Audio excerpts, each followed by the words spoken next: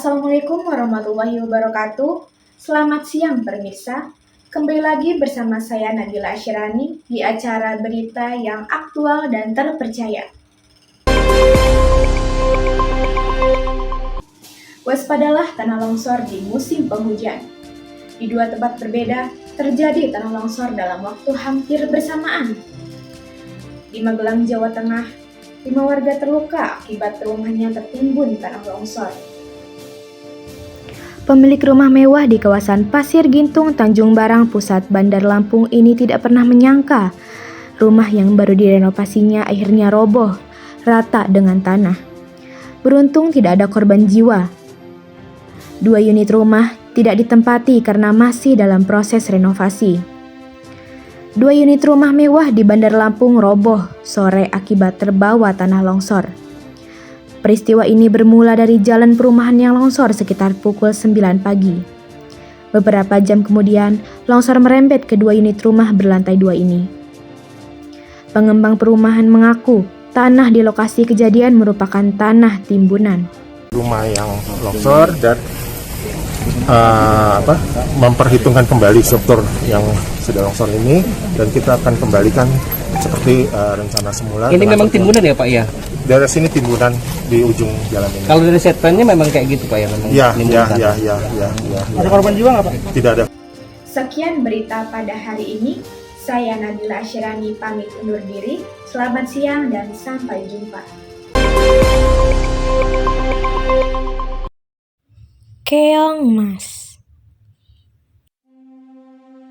Konon, berdirilah sebuah kerajaan besar bernama Kerajaan Daha yang dipimpin oleh Raja Kertamarta. Raja memiliki 2 putri cantik jelita bernama Chandra Kirana dan Dewi Galuh.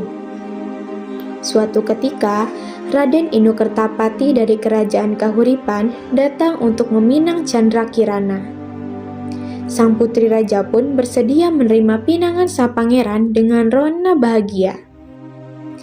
Kerajaan kemudian sibuk mempersiapkan pernikahan Chandra Kirana dan Raden Inu-Kertapati. Hanya satu orang yang terlihat sangat kesal dan menyimpan dengki kepada Chandra Kirana. Ia tak lain adalah Dewi Galuh, saudara Chandra Kirana sendiri. Dirinya tak rela jika pangeran tampan yang disukainya itu akan menikah dengan saudaranya. Dewi Galuh lalu diam-diam pergi ke seorang nenek dukun di desa seberang. Ia ingin Chandra Kirana dikutuk menjadi benda menjijikan dan dijauhi semua orang. Nenek dukun pun mengutuk Chandra Kirana menjadi seekor keong mas. Hanya Raden Inu-Kertapati yang bisa mengakhiri kutukan itu. Dewi Galuh pun bergegas pulang. Ia lalu membuang keong mas jelmaan saudaranya itu ke sungai agar tak ditemukan sang pangeran. Suatu pagi, seorang nenek tua pergi ke sungai untuk menjala ikan. Ia terkejut ketika melihat ada seekor keong bersinar keemasan menyangkut di jalanya. Sang nenek merasa sayang untuk melepasnya. Ia pun membawanya pulang dan memeliharanya dalam sebuah tempayan.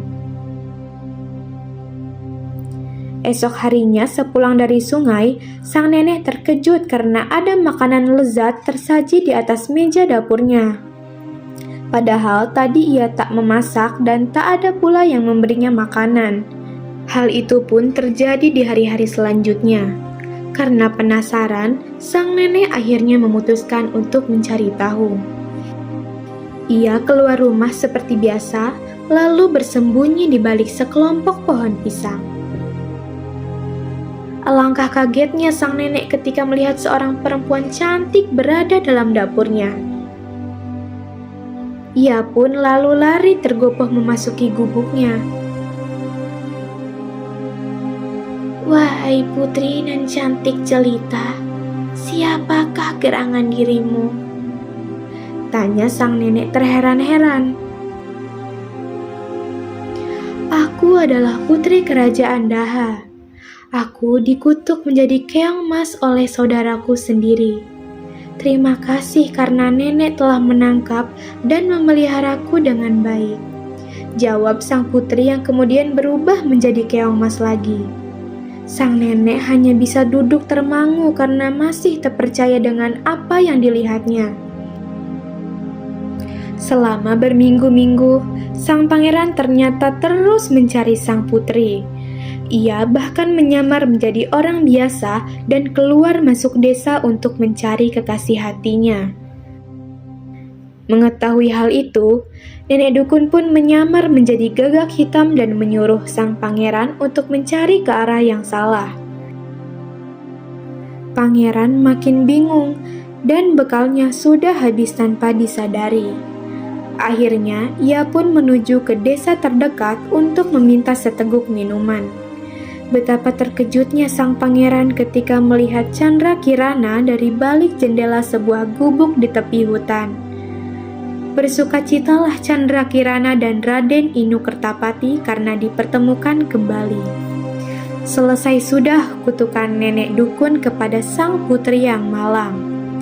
Chandra Kirana pun kembali ke kerajaan Daha bersama sang pangeran. Tak lupa diboyong jugalah sang nenek ke istana. Dewi Galuh yang merasa malu dan takut dengan hukum kerajaan pun akhirnya lari ke hutan.